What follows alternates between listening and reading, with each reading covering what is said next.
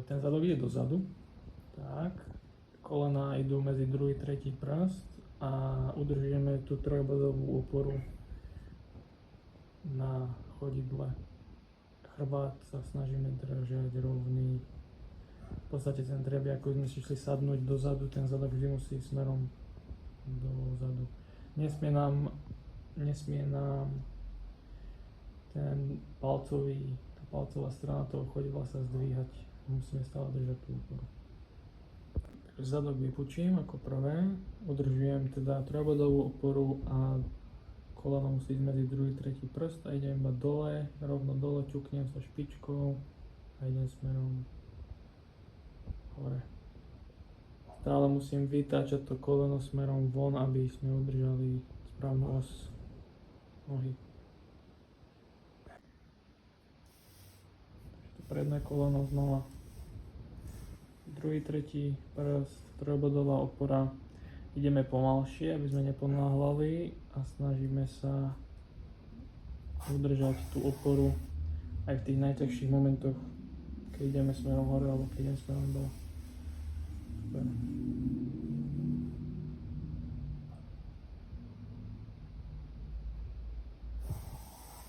A vždy nasleduje kolena špička kolena.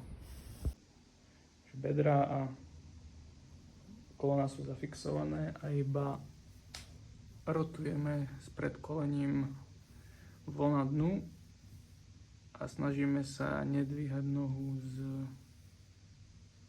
zeme.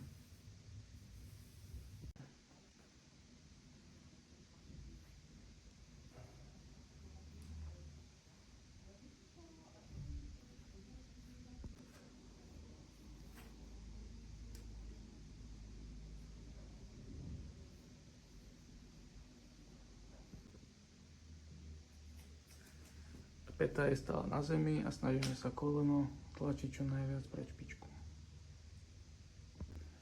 Kolena pokrčené, chrbát držím na podložke, ale vyslovene ho tam netlačím, ale v podstate počas celého cvičenia, aby držal jednu polohu, aby bol stabilný, aby sa nehýbal.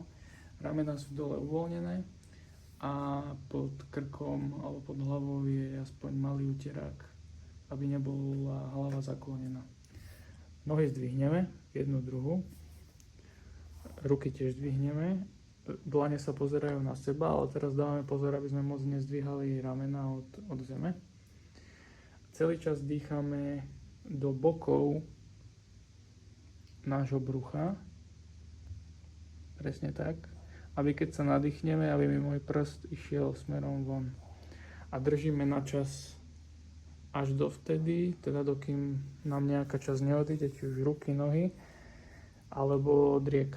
Ak cítime, že nám driek už sa prehýba, tak to znamená, že už to nezvládame.